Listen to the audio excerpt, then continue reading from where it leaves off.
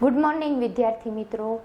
ધોરણ 6 સામાજિક વિજ્ઞાનની અંદર આપણે આપણું જે પ્રથમ સત્ર હતું તેની અંદર ઘણા બધા આપણે ચેપ્ટર જોઈ ગયા, અભ્યાસ કર્યો. હવે આપણું દ્વિતીય સત્ર, બીજું સત્ર ચાલુ થાય છે, જેમાં આપણે અભ્યાસ કરવાનો છે. આજે આપણે જે ચેપ્ટર સમજવાના છીએ તેનું નામ છે ભૂમિ સ્વરૂપો. ભૂમિ આપણને ખબર છે કે જે જમીન ઉપર આપણે રહીએ છીએ તે જમીનની અંદર ઘણા બધા અલગ અલગ પ્રકારના સ્વરૂપો રચાય છે. તો તે સ્વરૂપો કયા કયા છે તે આપણે જોવાના છે ને તેના વિશે આપણે અભ્યાસ કરવાનો છે.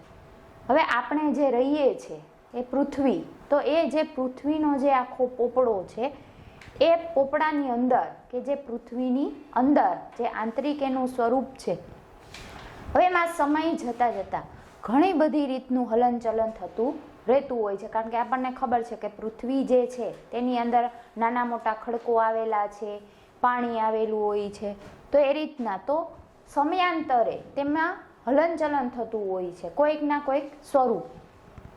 તો તે જમીનના સ્વરૂપો રચે છે કે તેની જે આંતરિક અંદરની જે થતી હલનચલનના કારણે શું જોવા મળે છે, તો જમીનના જે અલગ અલગ સ્વરૂપો છે તે સ્વરૂપો રચાય છે. જેમ કે પર્વતો હોય, ખીણ હોય, તો એ બધું રચાય છે અને સમય જતાં તે બદલે છે, રૂપાંતર થાય છે.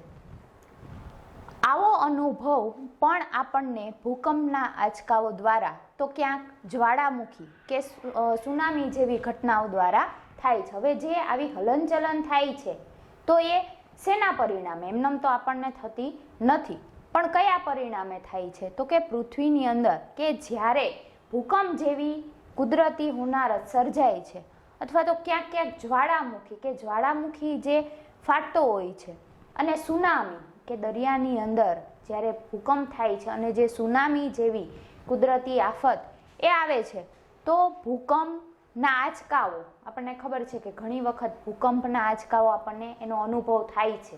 તો એ ભૂકંપના આંચકાઓ પછી ક્યાંક ક્યાંક જ્વાળામુખી પ્રજ્વલિત થતો હોય તો એ, અને સુનામી, તો આપણને ખબર જ છે કે આ ત્રણે જે ઘટના છે, તો આવી ઘટનાઓ દ્વારા જ્યારે થાય છે ત્યારે આપણને ખબર પડે છે કે પૃથ્વીની અંદર જે આંતરિક હલનચલન થતી જોવા મળે છે. આ હલનચલનથી શું થાય છે? તો કે ક્યાંક પર્વત, ઉચ્ચ પ્રદેશ અને ફાટખીણની રચના થાય છે. હવે આવી જે ઘટનાઓ કે આવી પ્રક્રિયાઓ જ્યારે થાય છે, તો આવી હલનચલનથી ક્યાંક ક્યાંક શું થાય છે? તો કે પર્વતો, પછી ઉચ્ચ પ્રદેશ અને ક્યારેક ફાટખીણની તો કે રચના થાય છે. તે ઉપરાંત નદી, હિમનદી કે બરફની જે નદી, એ પર્વત અને સમુદ્રના જે મોજા છે, જેવા કુદરતી બળોના લીધે, અને કે જે એનું ધોવાણ કે જે નદીનું ધોવાણ ને નિક્ષેપણ કે નદીની ધોવાણની સાથે કે આપણને ખબર છે કે નદીની અંદર જે રહેલા નાના મોટા પથ્થરો, કાંકરાઓ, તો એ નિક્ષેપણ ક્રિયા દ્વારા કે કાપના મેદાનો પણ કેવા? તો કે નાના મોટા જે રેતીના ઝીણા સાવ નાના પથ્થરો, તો એના મેદાનો, ખીણો અને કોતરોની રચના થાય છે. હવે અહીંયા કીધું છે કે પૃથ્વીની સપાટીનો અમુક ભાગ ચોક્કસ એવી ઊંચાઈ, પછી તેના ઢોળાવ અને જે આકાર પ્રાપ્ત કરે ત્યારે તેને ભૂમિ સ્વરૂપ કહેવામાં આવે છે. આ ભૂમિ સ્વરૂપની વ્યાખ્યા છે કે ભૂમિ સ્વરૂપ એટલે શું? ભૂમિ સ્વરૂપ કોને કહેવામાં આવે છે? તો એની વ્યાખ્યા છે કે પૃથ્વીની સપાટીનો જે અમુક ભાગ જે છે તે ચોક્કસ તેની અમુક ઊંચાઈ, પછી ઢોળાવ અને જે પણ એ આકાર રચના કરે અને પ્રાપ્ત કરે ત્યારે તેને ભૂમિ સ્વરૂપ કહેવામાં આવે છે. હવે અહીંયા એક ચિત્ર આપેલું છે અને કીધું છે કે ભૂમિ સ્વરૂપના મુખ્ય પ્રકાર, કે ભૂમિ સ્વરૂપ જે જમીનની જે સ્વરૂપ, તો તેના મુખ્ય પ્રકાર કે કયા કયા જોવા મળે છે. જે તે પ્રદેશની ઊંચાઈ પ્રમાણે જમીન ભાગોને પર્વત, ઉચ્ચ પ્રદેશ, મેદાન વગેરે નામથી ઓળખવામાં આવે છે. કે આપણને ખબર છે કે આપણે જે પૃથ્વી ઉપર રહીએ છીએ તો એ સાવ સપાટ નથી, ક્યાંક ક્યાંક પર્વતો પણ આવેલા છે, ઘણી બધી ઉચ્ચ પ્રદેશો આવેલા છે, મેદાનો આવેલા છે, ખીણો આવેલી છે.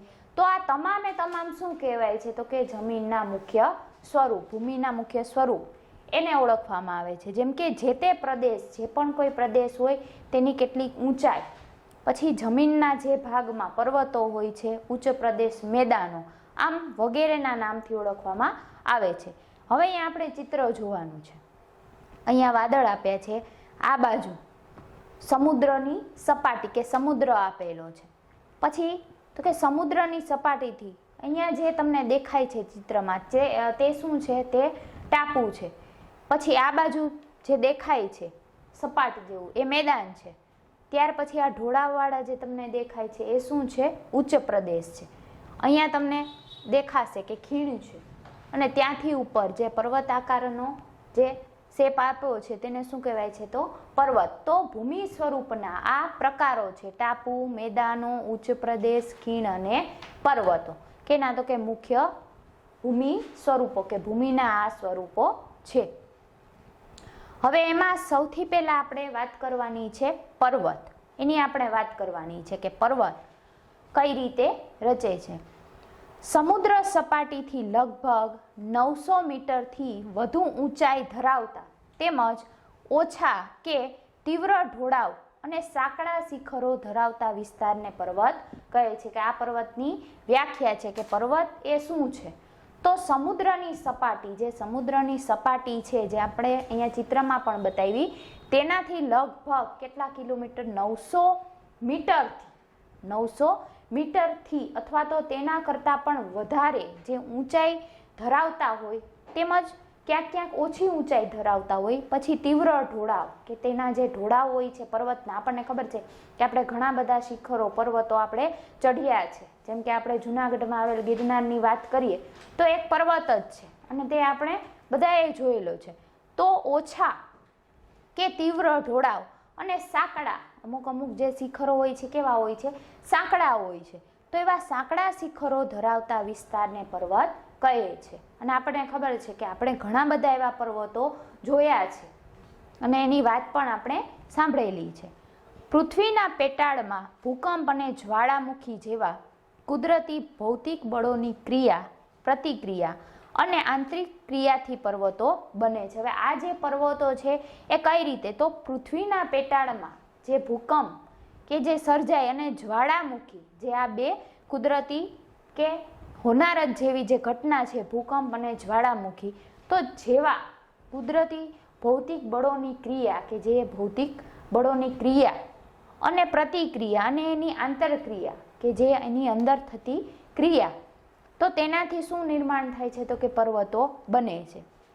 પર્વતોના ઉદ્ભવ અને વિકાસમાં એકથી વધુ ક્રિયાઓ અને બળોની અસર જોવા મળે છે. કે જ્યારે જ્વાળામુખી, આપણને ખબર છે કે પૃથ્વીની અંદર એના પેટાળમાં અસંખ્ય પ્રમાણમાં ખડકો રહેલા છે. તો જ્યારે જ્વાળામુખી ઉત્પન્ન થાય છે ને એમાંથી આપણને ખબર છે કે ઘણા બધા ખડકોને એ બહાર આવે છે. તો આ રીતે પર્વતોનો જે ઉદ્ભવ અને એનો જે વિકાસ છે એ વિકાસમાં એકથી વધારે જે ક્રિયાઓ ભેગી થાય છે અને બળ, અસંખ્ય પ્રમાણમાં જ્યારે બળ ઉત્પન્ન થાય છે તો તેનાથી તેની અસર જોવા મળે છે. તેથી પર્વતો તેના વિવિધ પાસાઓના સંદર્ભમાં એકબીજાથી અલગ અલગ જોવા મળે છે. એટલે કે જે પર્વતોની વાત કરી છે કે આવી ઘટનાથી વિવિધ પ્રકારના તબક્કાઓના સંદર્ભમાં એકબીજાથી અલગ અલગ જોવા મળે છે. હવે પર્વતોનું વર્ગીકરણ, આપણને ખબર છે કે પર્વતો ઘણા બધા છે, તો તેને અલગ અલગ પ્રકારના એને વર્ગીકરણ કઈ રીતે કરવામાં આવે છે? નિર્માણ ક્રિયાના આધારે પર્વતોને 4 વિભાગોમાં વહેંચવામાં આવે છે. કે જે નિર્માણ, જ્યારે પર્વતોનું નિર્માણ થાય છે તો આ પર્વતોના નિર્માણને આધારે પર્વતોને 4 પ્રકારમાં વહેંચવામાં આવે છે. કયા કયા પ્રકાર છે? તો પહેલું છે ગેડ પર્વત, બીજું છે ખંડ પર્વત, ત્રીજું છે જ્વાળામુખી પર્વત અને ચોથો છે અવિષ્ટ પર્વત. આ 4 પર્વતના પ્રકાર છે. જેમાં સૌથી પહેલા આપણે વાત કરવાની છે કે ગેડ પર્વત એ શું છે અને શું કહેવાય છે, કઈ રીતે એ હોય છે. ગેડ પર્વત મોટે ભાગે સમુદ્ર તળિયાના પ્રદેશો કે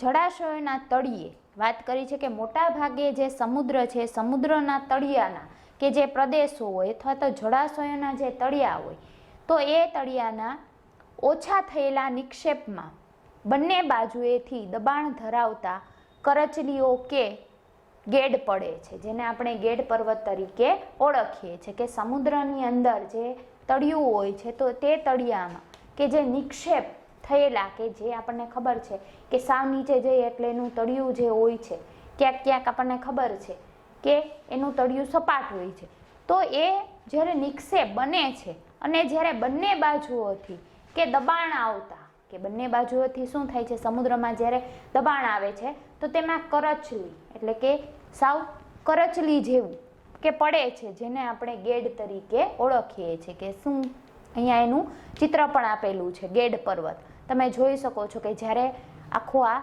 સમુદ્રની સપાટી છે ને બંને બાજુથી જ્યારે દબાણ આવે છે ત્યારે કેવું દ્રશ્ય સર્જાય છે, આવું તમે જોઈ શકો છો કે આમ કરચલી પડતું. તો એને કયા પર્વત કહેવાય છે? ગેડ પર્વત કહેવાય છે. તેના ઉર્ધ્વ વળાંકને આપણે શિખર અને અધો વળાંકને ખીણ કે તળેટી સ્વરૂપે જોઈ શકાય છે. કે તેનું જે ઉર્ધ્વ આકારનું કે જે હોય ભાગ એને આપણે શિખર કહીએ છીએ, અને જે અધો વળાંક કે જે વચ્ચેનો જે અધો વળાંક હોય છે તેને શું કહેવાય છે? તો કે ખીણ. આપણને ખબર છે કે ખીણ કેવી હોય છે, બંને બાજુ ક્યારેક જે પર્વત અને વચ્ચેના ભાગમાં આખી ખીણ, એ ખીણ કેવી હોય છે? ખૂબ જ ઊંડાઈના સ્વરૂપમાં જોવા મળે છે, તો તેને ખીણ કે તેની તળેટી સ્વરૂપે જોઈ શકાય છે. એટલે આ જે ગેડ પર્વતનું ચિત્ર આપેલું છે તેમાં જોઈ શકીએ છીએ કે બે બાજુથી દબાણ આવતા કે કેવું કરચલી પડે છે, તેને ગેડ પર્વત કહેવાય છે. હવે આ ગેડ પર્વત છે ક્યાં જોવા મળે? તો એશિયામાં હિમાલય, યુરોપમાં આલ્પ્સ, ઉત્તર અમેરિકામાં રોકીઝ અને દક્ષિણ અમેરિકામાં એન્ડીઝ દુનિયાના મુખ્ય ગેડ પર્વત છે. કે કઈ જગ્યાએ જોવા મળે છે? તો જે એશિયામાં આવેલો હિમાલય, પછી યુરોપમાં આલ્પ્સ, ઉત્તર અમેરિકામાં રોકીઝ અને દક્ષિણ અમેરિકામાં એન્ડીઝ, આ પર્વતોના ગેડ પર્વતના નામ છે. હિમાલય, યુરોપમાં આલ્પ્સ, ઉત્તર અમેરિકામાં રોકીઝ અને દક્ષિણ અમેરિકામાં એન્ડીઝ, કે જે દુનિયાના આખા વિશ્વના કે દુનિયાના મુખ્ય ગેડ પર્વત છે, 4 જેના અહીંયા નામ છે. હવે ગેડ પર્વત આપણે જોઈ ગયા, ત્યાર પછી આપણે જોવાનો છે ખંડ પર્વત. કે ખંડ પર્વત એટલે શું?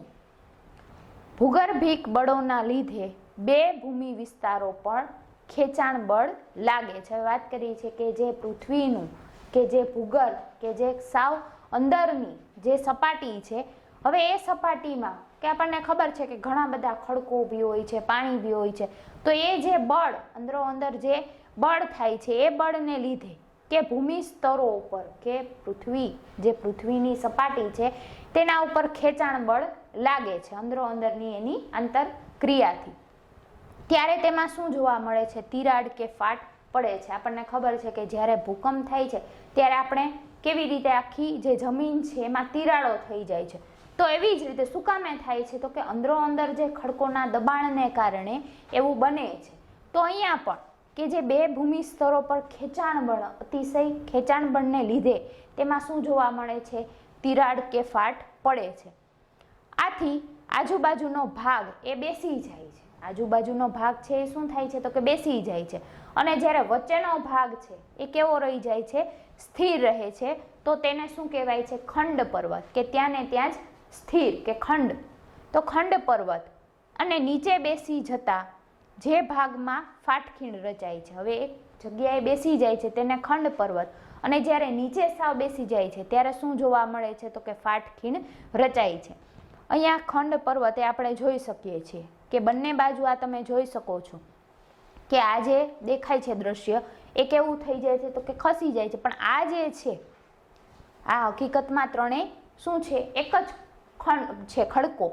પણ જ્યારે આવી આંતરક્રિયા થાય છે અને દબાણ અને બળ થાય છે ત્યારે એ ખસી જાય છે, અને જ્યારે તમે વચ્ચે જોઈ શકો છો કે એમનેમ શું થાય છે? ખંડ એમનેમ સ્થિર થઈ જાય છે. અને નીચે અહીંયા જોઈ શકો છો તમે કે કેવી રચના થાય છે? ફાટખીણની રચના થઈ જાય છે. જર્મનીનો હોસ્ટ પર્વત તેનું શ્રેષ્ઠ ઉદાહરણ હોવાથી ખંડ પર્વતને હોસ્ટ પર્વત પણ કહેવામાં આવે છે. કે જર્મનીની અંદર આવેલો જે પર્વત છે એ ખંડ પર્વતનું એક ઉદાહરણ છે. નામ શું છે તેનું? હોસ્ટ. તે પર્વત તો કે તેનું શ્રેષ્ઠ ઉદાહરણ હોવાથી તેને શું કહેવાય છે? તો કે ખંડ પર્વતને હોસ્ટ પર્વત પણ કહેવામાં આવે છે. ભારતમાં આવેલા નીલગિરી, સાતપુડા, વિંધ્યાચલ પર્વત ખંડ પર્વતના ઉદાહરણો છે. કયા? જે આપણા ભારતમાં આવેલા નીલગિરી, સાતપુડા અને વિંધ્યાચલ પર્વત, તેમાં આ પ્રકારના ખંડ પર્વત જોવા મળે છે. કઈ જગ્યાએ? તો કે ભારતની અંદર આવેલા નીલગિરી, સાતપુડા અને વિંધ્યાચલ પર્વત એ ખંડ પર્વતના ઉદાહરણો છે. ત્યાર પછી છે ત્રીજું પર્વતનું નામ છે જ્વાળામુખી પર્વત. જ્વાળામુખી ફાટતા પ્રસ્ફોટનથી બહાર ફેંકાતા પદાર્થો શંકુ આકારે જમા થતા તે જ્વાળામુખી પર્વત બને છે. હવે આપણને આગળના બે જે પર્વત આપણે જોયા, ખંડ પર્વત, ગેડ પર્વત, તે તો ખબર છે કે પૃથ્વીની અંદર જ્યારે ખડકોના કે પરસ્પરના ટકરાવાથી જે અતિશય બળથી એ પર્વતની રચના થાય છે. પણ જ્વાળામુખી પર્વત એ ત્યારે જ જોવા મળે છે જ્યારે જ્વાળામુખી જે છે એ ફાટે છે. તો જ્વાળામુખી ફાટતા કે તેનું જે પ્રસ્ફોટન કે તેમાંથી જે અસંખ્ય પ્રમાણમાં કે જે જ્વાળાઓ બહાર આવે છે અને અસંખ્ય તેની અંદરથી જે ખડકો બહાર ફેંકાય છે, તો એ ફેંકાતા પદાર્થો છે એ શંકુ આકારે એક આખો એનો શંકુ આકાર બને છે અને જે તેમાં જમા થતા જ્વાળામુખી પર્વત બને છે. આ ચિત્રમાં તમે જોઈ શકો છો કે અહીંયાથી જ્વાળા અને કેવો શંકુ આકારનો જે પર્વત બન્યો છે, કયો છે? જ્વાળામુખી પર્વત. તમે અહીંયા જોઈ શકો છો ચિત્રમાં. ઇટાલીનો વિસુવિયસ, ઇક્વેડોરનો કોટોપ્સી, જાપાનનો ફ્યુજીયામા અને ભારતનો બેરન જે અંદમાન, પાવાગઢ અને ગિરનાર જ્વાળામુખી પર્વતના ઉદાહરણો છે. હવે વાત કરી છે કે જે ઇટાલીમાં આવેલો વિસુવિયસ, ઇક્વેડોરનો કોટોપ્સી, જાપાનનો ફ્યુજીયા અને ભારતનો આવેલો બેરન કે જે અંદમાનમાં છે, અને પાવાગઢ આપણને ખબર છે કે આપણો જે ગુજરાતમાં આવેલો પાવાગઢ અને જે ગિરનાર એ પણ આ જ્વાળામુખી પર્વતના ઉદાહરણો છે. કે તમને એ જાણીને નવાઈ લાગશે કે જે આપણા પાવાગઢ અને જે ગિરનાર છે, આપણને ખબર છે કે એનો આપણે આકાર જોશું તો પણ એવો જ લાગશે. કેવો? શંકુ આકારનો. તો એ ખુદ જ્વાળામુખી પર્વતના ઉદાહરણો છે. હવે ત્યાર પછી આપણે ચોથા પર્વત વિશે વાત કરવાની છે. નામ છે એનું અવશિષ્ટ પર્વત. ઘસારાના કુદરતી બળો સામે ટકી રહેતા શેષ ભાગોમાંથી અવશિષ્ટ પર્વત બને છે. કે જે પૃથ્વીની અંદર જે હલનચલન આંતરિક થાય છે તો તેમાં જે વધારાના કે જે અમુક ઘસારા હોય અને છેલ્લે કે જે કુદરતી એવા બળો એની સામે છેક સુધી કે જે ટકી રહેતા અને જે શેષ કે જેની અંદરથી જે અમુક બચેલા કે જે ભાગ હોય છે, ખડકો હોય છે, તો તેમાંથી શું બને છે? અવશિષ્ટ પર્વત બને છે. કે બધા જ કે જે એને નાના મોટા જે ખડકો હોય છે અને એ ખડકોની આંતરિક પ્રક્રિયાથી છતાં પણ એની સામે ટકી રહી છે, તો એવા ટકી રહેલા અને જે છેલ્લે જે ભાગ બચે છે એ ભાગમાંથી અવશિષ્ટ પર્વત બને છે. હજારો વર્ષથી પોચા ખડકો ઘસાઈને વહી જાય છે. હવે વાત કરી છે કે હજારો વર્ષોથી કે પૃથ્વીની અંદર જે ઘણા બધા ખડકો છે એમાં ક્યાંક ક્યાંક એકદમ નક્કર હોય, ક્યાંક પોચા ખડકો હોય છે. તો પોચા ખડકો હશે એ શું થશે? તો કે ઘસાઈને વહી જાય છે. નક્કર જે ખડકો છે એ ટકી રહે છે, પણ જે પોચા ખડકો છે એ ઘસાડાની સાથે કે ધોવાઈને વહી જાય છે. પણ નક્કર જે ખડકો છે એ નક્કર ખડકો ક્યાંય નથી જતા. તથા નક્કર ખડકમાંથી બનેલા કે જે ભૂમિભાગ અને ઊંચા ભૂમિખંડ તરીકે ટકી રહે છે. હવે કયા ભૂમિખંડમાં કયા એવા ટકી રહી છે પર્વતો? તો કે જે નક્કર એવા પદાર્થ ખડકો હોય અને ખૂબ જ કઠણ પદાર્થો હોય તો એ જ ભૂમિભાગ ઉપર ટકી રહે છે અને ભૂમિખંડ ઉપર ટકી રહે છે. તેને જ અવશિષ્ટ પર્વત કહે છે. કે નક્કર ખડકો છે એ જે ભૂમિખંડ ઉપર ટકી રહે છે તેને કયું કહેવાય છે? તેને અવશિષ્ટ પર્વત કહે છે. ભારતમાં આવા પર્વત ક્યાં જોવા મળે છે? ભારતમાં અરવલ્લી, નીલગિરી, પારસનાથ, રાજમહાલ તથા પૂર્વઘાટ અવશિષ્ટ પર્વતના ઉદાહરણો છે કે ત્યાં આ પર્વતો જોવા મળે છે. તો ચાર આપણે પર્વતની વાત કરી ગયા. કયા કયા? ખંડ પર્વત, ગેડ પર્વત, જ્વાળામુખી પર્વત અને છેલ્લે અવશિષ્ટ પર્વત.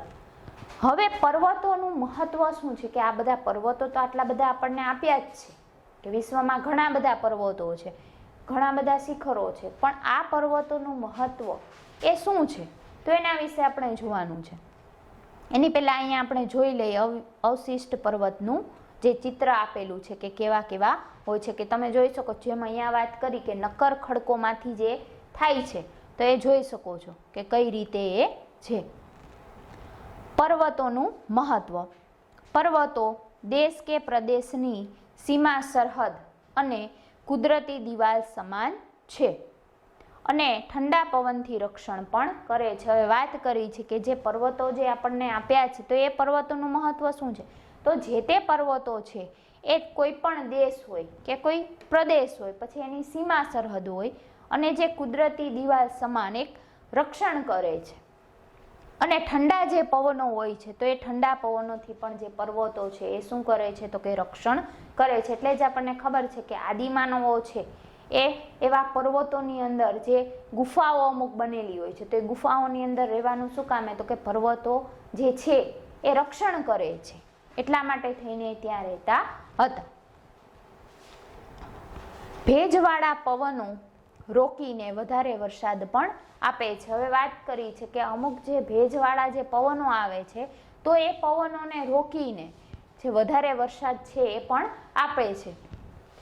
પર્વતો નદીઓના ઉદ્ગમ સ્થાન છે, કે આપણને ખબર છે કે પર્વતો છે એ નદીઓનું જે ઉદ્ગમ સ્થાન છે, કે નદીઓ જે નીકળે છે તો એ નદીઓનું ઉદ્ગમ સ્થાન જ એક શું છે તો કે એ પર્વત છે. તેમાંથી નીકળતી નદીઓના દ્વારા ફળદ્રુપ મેદાનોનું નિર્માણ થાય છે, કે જે પર્વતોમાંથી કે જે નીકળતી જે નદીઓ છે તો એ નદીઓ દ્વારા શું થાય છે, ફળદ્રુપ એટલે કેવી જમીન કે જેની અંદર કોઈ પણ જાતનું આપણે વાવેતર કરી શકીએ તો એવા ઘણા બધા ફળદ્રુપ મેદાનો છે એનું નિર્માણ પણ થતું જોવા મળે છે. વધુ વરસાદવાળા ઊંચા હિમાચ્છિત પ્રદેશમાંથી 12 માસ વહેતી નદીઓ જળ ભંડારનું કામ કરે છે. હવે વરસાદવાળા વિસ્તાર અને ઊંચા હિમાચ્છિત કે જે બરફથી છવાયેલા જે પર્વતો છે અને એવા પ્રદેશો છે એ પ્રદેશોમાં શું થાય છે તો કે 12 માસ નદી એ વહેતી હોય છે. શું કામે, તો કે આપણને ખબર છે કે બરફો હોય છે એ બરફ જ્યારે પીગળે છે અને એ બરફનું શું થઈ જાય છે, પાણી બને છે, તો એમાંથી 12 માસ જે વહેતી જે નદીઓ છે કે જેમાં પાણી ક્યારેય ખૂટતું નથી તો એ જળ ભંડારનું કામ કરે છે, કે ઘણા બધા જે પાણી તો આખા પાણીના ભંડારોનું કામ કરે છે. અને એમાંથી જ જળ વિદ્યુત ઉત્પન્ન કરવા માટે તે જરૂરી પણ બને છે. આપણને ખબર છે કે જે વીજળી છે એ પાણીમાંથી ઉત્પન્ન થાય છે, તો જેમ વધારે જેટલું પાણી હશે તો તેમ તે વિદ્યુત ઉત્પન્ન કરવા માટે પણ ખૂબ જ જરૂરી બને છે. ઉપરાંત પર્વતો જંગલ સંપત્તિ, ખનિજ સંપત્તિ અને પ્રાણી સંપત્તિના પણ ભંડાર છે, કે જે વાત કરી છે કે પર્વતો છે એ જંગલ સંપત્તિ કે જે આપણે જંગલની સંપત્તિ છે એ, પછી ખનિજ સંપત્તિ કે જે આપણને ખબર છે કે ખનિજો છે તે આપણને અમુક જે ખીણ એમાંથી મળે છે તો એ ખનિજ સંપત્તિ અને જે પ્રાણી સંપત્તિ એના પણ ભંડાર છે. પ્રવાસન ઉદ્યોગ, ચલચિત્ર ઉદ્યોગ તથા પર્વતારોહકો માટે પર્વતો આશીર્વાદરૂપ છે. આપણને ખબર છે કે ઘણા બધા પર્વતો એવા છે કે જે આપણા ભારતની અંદર છે અને આપણે જઈ પણ ચૂક્યા છે. તો પ્રવાસીઓ માટે કે પ્રવાસન ઉદ્યોગ આપણને ખબર છે, અત્યારે આપણે વાત કરીએ તો આપણું જે ગિરનાર પર્વત છે એ ગિરનાર પર્વત ઉપર અત્યારે આપણે કઈ સુવિધા, જે રોપવેની સુવિધા, તો એ મનોરંજન માટેનું સાધન છે અને સાથે ઉદ્યોગનું પણ વાત કરીએ તો એ પણ સાધન છે. તે બહારના જે પ્રવાસીઓ આવે છે તો એના માટે પણ ખાસ કે પ્રવાસન ઉદ્યોગ, ચલચિત્ર ઉદ્યોગ છે કે એક જાતનું કે આપણને કોઈ પણ સ્થળે કોઈ પણ એવા પર્વતે ગયા હશે તો ત્યાં આપણને મજા આવે છે, આપણે ઘણા બધા તેના ચિત્રો પાડીએ છીએ અને એનો આકાર પણ એટલો સુંદર લાગે છે. તો એ રીતે તથા પર્વતારોહકો ઘણા બધા ટ્રેકિંગ કરે છે કે પર્વતો ઉપર ચઢે છે, કે જેમ કે આપણે વાત કરીએ કે વિશ્વનું માઉન્ટ એવરેસ્ટ કે સૌથી ઊંચામાં ઊંચું શિખર, પણ છતાંય ત્યાં ઘણા લોકોએ તે માઉન્ટ એવરેસ્ટને સર કર્યો છે. તો એવા પર્વતારોહકો માટે પણ પર્વતો છે એ કેવા છે, ખૂબ જ આશીર્વાદરૂપ છે અને જે તે જગ્યાએ જે પર્વતો હોય છે તો એનું અલગ જ મહત્વ હોય છે, ખૂબ જ સુંદર મજાના પણ લાગે છે. વિશ્વની કુલ વસ્તીના 10મા ભાગની વસ્તી માટે રહેઠાણનું સ્થાન છે. હવે વાત કરી છે કે જે પર્વતો છે, આખા જે વિશ્વ છે, દુનિયાની જે કુલ વસ્તી છે 125 જે કરોડ આપણી વસ્તી છે, તો એ વસ્તીના જે 10મા ભાગના કે જે લોકો છે કે વસ્તી છે તેના માટે પણ રહેઠાણનું સ્થાન એ પર્વત ગણાય છે. તેનું શ્રેષ્ઠ ઉદાહરણ છે મેક્સિકો અને બગોટા, કે આ જે બે વાત કરી છે કે કયા કયા શ્રેષ્ઠ ઉદાહરણ છે મેક્સિકો અને બગોટા, કે જે બે નામના પર્વતો છે, શિખરો છે, એના અહીંયા ઉદાહરણ આપ્યા છે. હવે આટલું જાણો. અહીંયા વિકસિત શહેર આપ્યો છે, દેશ છે, અને જે પર્વત છે તેની અહીંયા ઊંચાઈ આપી છે કે કયા કયા છે. હવે એમાં વિકસિત શહેર છે મેક્સિકો. દેશ કયો? મેક્સિકો. એની ઊંચાઈ કેટલી છે? 2300 મીટર. ત્યાર પછી છે ક્વિટો. દેશ કયો? ઇક્વેડોર. તેની ઊંચાઈ કઈ છે? 2386 મીટર. ત્યાર પછી છે બગોડા. દેશ કયો? કોલંબિયા. તેની ઊંચાઈ 2625 મીટર. ત્યાર પછી છે લેહ, જે આપણું ભારતમાં આવેલું છે, તેની 3500 મીટર. પછી લાસા, તે ક્યાં આવેલું છે? તિબેટ, એટલે ચીનની અંદર. તેની ઊંચાઈ કેટલી છે? 3520 મીટર. ત્યાર પછી છઠ્ઠું છે લાપાસ, જે આવેલું છે બોલેવિયા. તેની કેટલી છે? 3640 મીટર. કે આ બધા આપણે જોયા તેમાં સૌથી વધારે કઈ ઊંચાઈ ધરાવતું છે? 3640 મીટર. કયું? લાપાસ. હવે આપણે પર્વતો